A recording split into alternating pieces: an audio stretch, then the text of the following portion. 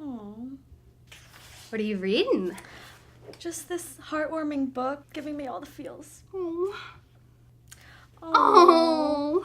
I just love a book that's full of heartwarming moments. There's nothing like a book that can really touch you, but when it can touch your heart, that's extra special. You know, I think I have a good amount of heartwarming books that I could share with you today.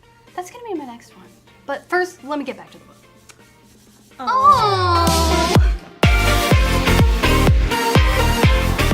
Hi everyone, welcome to another Book Talk with Talia. Today we're going to be talking about stories that warm the heart. All the heartwarming books that I could think of for this video. It's so good to have a book that can hit you both here and here, so stay tuned and you're going to be hearing all of my faves. One book that will really touch you in the heart is Pax by Sarah Pennypacker. Pax is, at its heart, a story all about a boy and his fox. So, not your typical boy and dog story, but kind of the same. Peter and Pax are forced to separate before they feel ready, and their hardships and the journey that they go through to try and find each other is what makes this story so heartwarming. Now, an owner being separated from their pet is always going to be a sad story, but Pax takes it a step farther because when Pax was found, he was just a baby fox, and Peter has raised him his entire life, and they're basically best friends. So them being separated because of a war is just all the more tragic. Pax is a fox who was rescued by Peter when he was just a kit, or a baby fox. Pax's family had been killed tragically, and Peter rescued him and became his owner. So the fact that Pax and Peter have to be separated by war makes their story even more tragic. From the moment Pax and Peter met, they've been inseparable. Peter is now 12, and his dad is about to enlist in the war. Before Peter is sent to live with his grandfather, Peter's dad makes him give up Pax into the wild because he knows that he's not going to be able to bring him with him. Peter can't bear to be without Pax, and Pax can't bear to be without Peter, so they each go on separate journeys to try and find their way back to each other.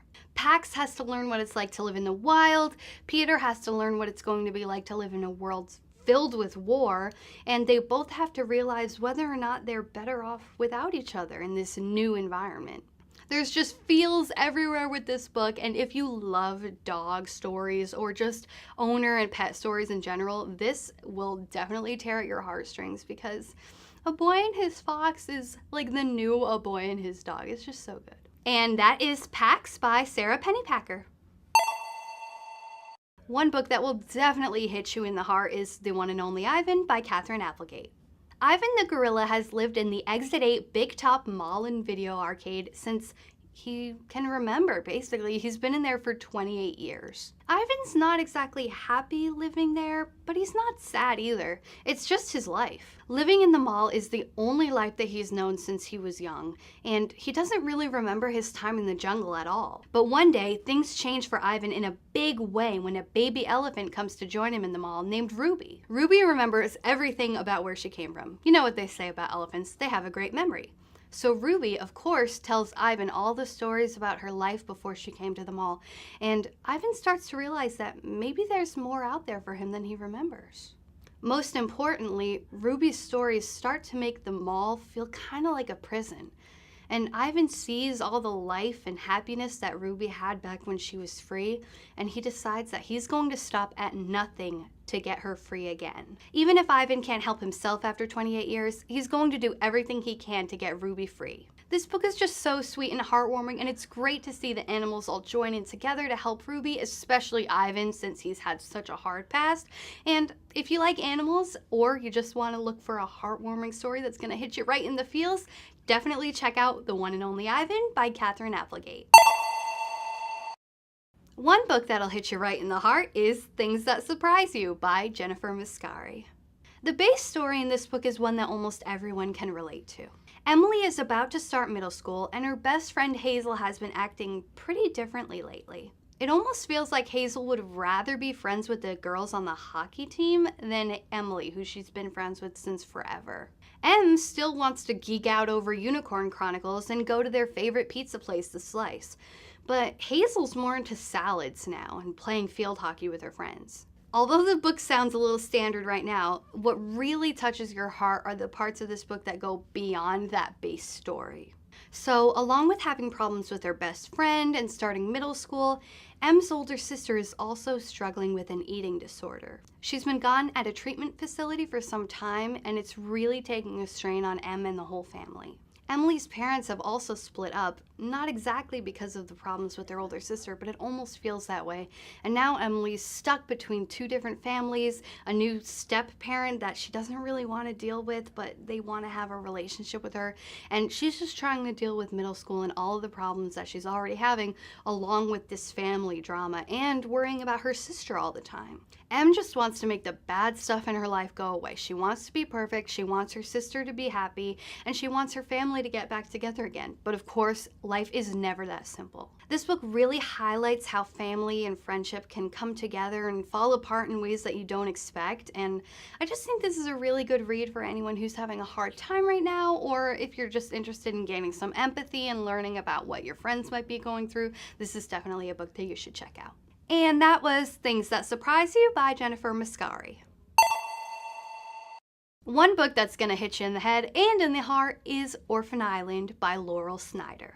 I don't want to be biased, but Orphan Island is so good. So let me set up a scenario for you. Imagine living out your life on an island paradise. The fruits are all edible, the animals will never hurt you, the sun rises every morning in the sky that plays beautiful colors just for you. There's no pain, no suffering, no adults, just sunshine, freedom, and joy. And if you were to live on an island paradise like this, why would you ever want to leave?